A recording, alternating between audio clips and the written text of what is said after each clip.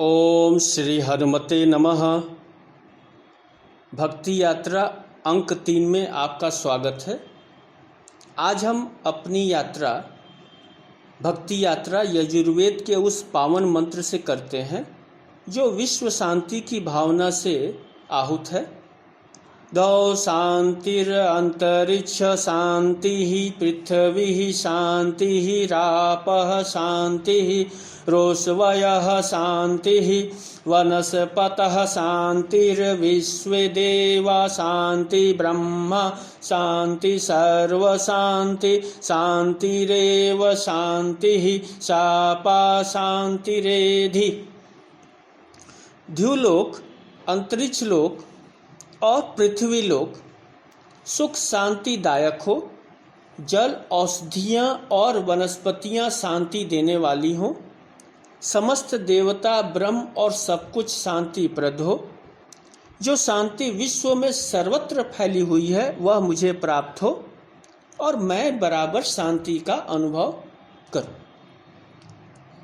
आज एक वैश्विक महामारी कोरोना कोविड ने हम सबको घेर रखा है। निश्चित रूप से हम सभी परेशान हैं और इसकी रोकथाम के लिए हम यथासंभव प्रयत्न भी कर रहे हैं। सरकारी आदेशों, चिकित्सीय परामर्शों एवं विषय विशेषज्ञों की राय के अनुरूप आचरण भी कर रहे हैं और हमें करना भी चाहिए। तो ऐसे कठिन समय में हमारे शास्त्रों ने एक मार्ग, एक धर्म मार्ग, एक कर्म मार्ग हमारे लिए सुझाया है और वह है प्रार्थना का मार्ग। हमारा परम पावन यथर्वेद ने हमें आदेश दिया, तत्किण्वो ब्रह्म वो गृहे संज्ञानम पुरुषेभ्यः, यानी कि आओ हम सब मिलकर ऐसी प्रार्थना करें जिससे मनुष्यों में परस्पर सुमति और सद्भावना का विस्तार हो। संकट के समय सुमति और सद्भावना का गुण साथ में रहे तो हमें कौन पराजित कर सकता है, क्योंकि प्रार्थना में अद्भुत शक्ति होती है। हमारी भक्ति यात्रा भी आप देखेंगे कि मूलतः सुमति और सद्भावना के विस्तार के लिए है। उस परम विश्राम को पाने की इच्छा है जहाँ पहुंचकर कोई इच्छा शेष नहीं रह जाती। तो आज हम लोग महर्षि सांडिल्य भक्ति सूत्र और नारद भक्ति सूत्र पर थोड़ी सी चर्चा करेंगे। भक्ति सूत्रकर्ता महर्षि सांडिल्य का कोई प्रामाणिक काल निश्चित नहीं हो पाया है, तथापि विद्वानों ने भक्ति सूत्र के अध्ययन से यह निष्कर्ष निकाला कि महर्षि पतंजलि के बाद इनका भक्ति सूत्र आया होगा। पतंजलि योग सूत्र में ईश्वर प्राणिधान में समाधि को सिद्धि कही गई, जिसे महर्षि सांडिल्य ने गौड़ी भक्ति कहा। अब पतंजलि महाराज के योग शास्त्र में देखें तो दुख के लिए 5 कारण माना गया। अविद्या, अस्मिता, राग, देश, अभिनिवेश कहकर 5 क्लेशों की बात उन्होंने की और इन 5 क्लेशों अविद्या, अस्मिता, राग, द्वेष, अभिनिवेश पर हम लोग ने थोड़ी सी चर्चा श्री हनुमान चालीसा पाठ के समय की थी। तो महर्षि पतंजलि ने राग को क्लेश माना, जबकि महर्षि सांडिल्य ने ईश्वर में राग को भक्ति कहा। देखिए अंतर देखिए। तो उसके पीछे उन्होंने तर्क दिया कि भक्तिवाचक राग का आश्रय उत्तम है क्योंकि वह राग ईश्वर के प्रति है, इसलिए वह हेय नहीं है। तो इन सब बातों का यह मतलब निकल रहा है कि सांडिल्य भक्ति सूत्रों की रचना योग सूत्र के बाद हुई होगी। योग सूत्रकर्ता पतंजलि का काल विद्वानों ने ईसा पूर्व 2री शताब्दी माना है, अतः उसके बाद ही सांडिल्य महाराज के भक्ति सूत्रों का रचना काल हम मान सकते हैं। पुनः महर्षि सांडिल्य का उल्लेख नारद ने अपनी भक्ति सूत्र में 2 बार अत्यंत आदर पूर्वक किया। उसमें भी सांडिल्य महाराज का जो मुख्य सूत्र है, द्वेष प्रतिपक्षावाद्रस शब्दाचराग सूत्र का, उसमें उन्होंने अपना मत प्रस्तुत किया महर्षि नारद ने। तो महर्षि सांडिल्य ने परमेश्वर में अनुराग को पराभक्ति कहा, और जिससे नारद मुनि ने अक्षरशः स्वीकार करते हुए अपने भक्ति सूत्र में उन्होंने इस सूत्र को स्थापित किया। तो इससे यह स्पष्ट होता है कि नारद भक्ति सूत्र महर्षि सांडिल्य के भक्ति सूत्र के बाद आया। अब एक प्रश्न आप उठा सकते हैं कि क्या देवर्षि नारद मुनि सांडिल्य महाराज के बाद के समय के हैं? तो नारद भगवान की चर्चा तो महाभारत में है, रामायण में है, पुराणों में है, उपनिषदों में है। वे माता पार्वती के गुरु हैं, माता जानकी के गुरु होने का भी संकेत मिलता है, श्रीमद् भागवत के प्रेरणा स्रोत हैं। तो वो सांडिल्य महाराज के बाद कैसे हो गए? शास्त्रों में, नारद पुराण में हालांकि इसकी चर्चा है। एक तथ्य हमें समझना होगा कि भक्ति शास्त्रों के आचार्यों ने भक्ति को श्रुति मूलक माना है। महर्षि सांडिल्य कहते हैं भक्ति को श्रुति समझना चाहिए। अतः यह भी संभव है कि परवर्ती काल में ऋषियों एवं महर्षियों ने भक्ति सूत्रों का भाष्य लिखा हो, और हम लोग भाष्य के सहारे ही सूत्रों को आज तक समझते आए हैं। फिर नारद मुनि हिंदू शास्त्रों के अनुसार ब्रह्मा के 7 मानस पुत्रों में से एक हैं। उन्होंने तपस्या से ब्रह्मर्षि पद प्राप्त किया था। वे भगवान विष्णु के अनन्य भक्तों में से एक माने जाते हैं। ऐसी मान्यता है कि देवर्षि नारद धर्म के प्रचार तथा लोक कल्याण हेतु सदैव प्रयत्नशील रहते हैं। शास्त्रों ने उन्हें भगवान का मन भी कहा है। इस कारण सभी युगों में, सब लोकों में, समस्त विद्याओं में, समाज के सभी वर्गों में नारद मुनि का सदा से प्रवेश रहा है। श्रीमद् भागवत गीता के 10वें अध्याय में स्वयं भगवान श्री कृष्ण ने इनकी महत्ता को स्वीकार करते हुए कहा, देवर्षिणाम च नारदः, अर्थात देवर्षियों में मैं नारद हूँ। सांडिल्य भक्ति सूत्र और नारद भक्ति सूत्र का बड़ा महत्व है। ईसा से लगभग 2 शताब्दी पूर्व से आज तक इन सूत्रों ने भक्ति के क्षेत्र को मर्यादित किया है। इन ऋषि मुनियों की तपस्या से ही हमें भक्ति का वरदान मिला।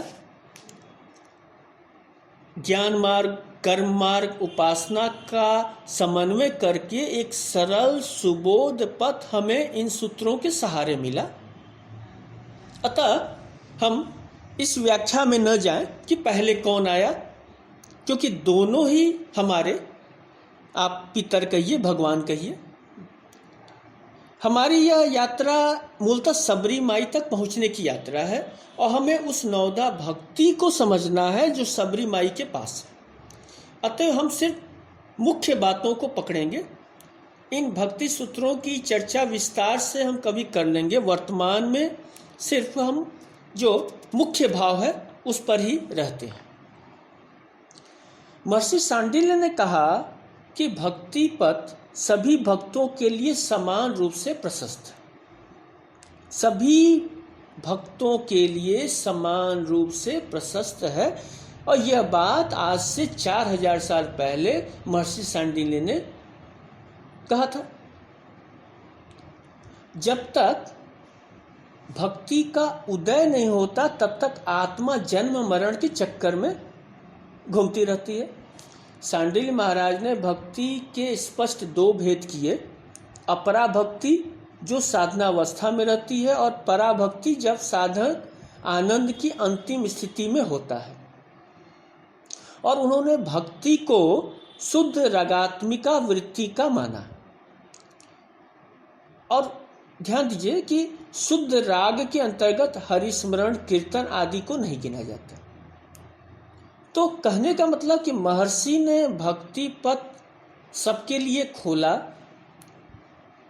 साधक की अवस्था अपरा भक्ति से पराभक्ति की ओर जाने के लिए बताया, लेकिन शुद्ध राग के अंतर्गत हरिस्मरण कीर्तन आदि की अनुमति उन्होंने नहीं दी। तो भक्ति पथ तो खोला, लेकिन कठोर शर्तें भी रखी जो उपनिषद कालीन थी, और भक्ति के लिए अभ्यास, एकाग्रता, वैराग्य की आवश्यकता पर बल दिया। अपने समस्त राग को अनुराग में परिणित करके अपने प्रभु के चरणों में अर्पित करना अनिवार्य माना, क्योंकि सांडिल्य सूत्र के अनुसार सात परानुरुक्ति ईश्वर, अर्थात भक्ति ईश्वर में परम अनुराग है। अब जिस भक्त को इन मोड़ों से गुजरना पड़े, उसकी साधना को आप सहज नहीं कर सकते। संभवतः यही कारण है कि गोस्वामी तुलसीदास ने विनय पत्रिका में भक्ति की कठिनता की ओर संकेत दिया है। रघुपति भक्ति करत कठिनाई, कहत सुगम करनी अपार, जाने से सोई जेहि बनी आई, जो जेहि कला कुशलता कह, सोई सुलभ सदा सुखकारी, सोई हरिपद अनुभवे परम सुख, अतिशय द्वैत वियोगी, शोक मोह भय हरस दिवस, निशि देश काल तह नाही, तुलसीदास यही दशाहीन, संशय निर्मूल न जाहि। तो ध्यान दीजिए, अर्थ बहुत ही सरल है कि रघुपति भक्ति करत कठिनाई, संशय निर्मूल न जाहि।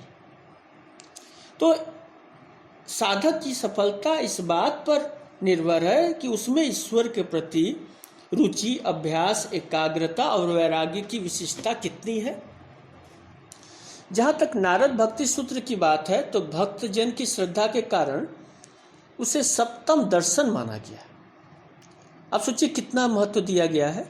कुल 84 सूत्र हैं भक्ति के निमित्त, और 84 सूत्रों के लघु कलेवर में भक्ति सागर को आबद्ध कर देना नारद ऋषि के लिए ही संभव था। इस सूत्र की खास बातें हैं कि ईश्वर के प्रति परम प्रेम ही भक्ति है।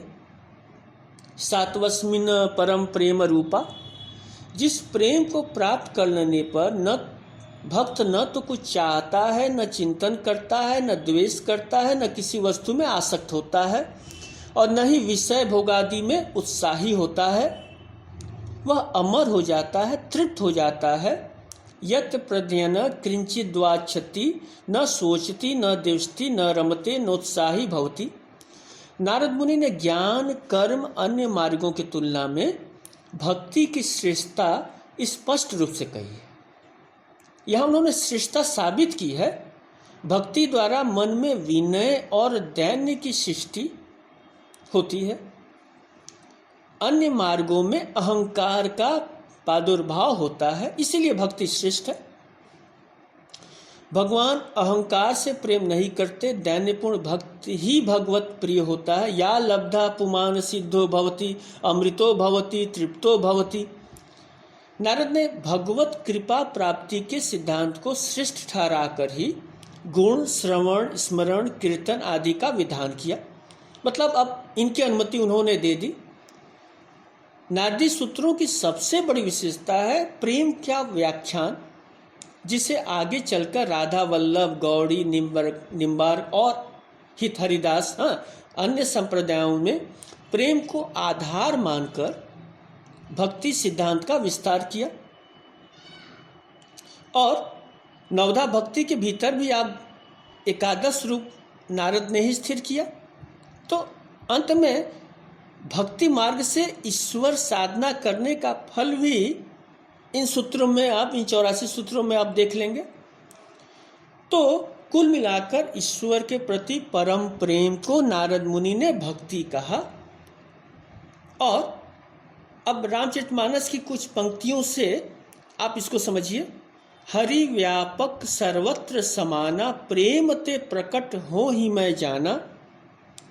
हरि व्यापक सर्वत्र समाना, प्रेम ते प्रकट हो ही मैं जाना। देश काल दिशि विदिशे हूँ माही, कहूँ सो कहाँ जहाँ प्रभु नाही। कहूँ सो कहाँ जहाँ प्रभु नाही। रामचरितमानस के बालकांड का यह प्रसंग है, आप जानते हैं, जहाँ भगवान के अवतार के कारणों की कथा है। शिव जी महाराज ने देवताओं से कहा कि विष्णु भगवान ही हमारी मदद कर सकते हैं। तो देवताओं ने कहा कि प्रभु तो वैकुंठपुरी में रहते हैं, किसी ने कहा क्षीर सागर में रहते हैं। तो महादेव ने कहा भगवान सर्वत्र समान रूप से व्यापक है, प्रेम से प्रकट हो जाते हैं, ब्रह्मांड में कोई ऐसी जगह नहीं जहाँ भगवान न हो। तो सिद्धो भवती, अमृतो भवती, तृप्तो भवती का आशीर्वाद नारद मुनि ने आज से 4000 साल पहले भक्ति की यात्रा करने वालों को दिया था।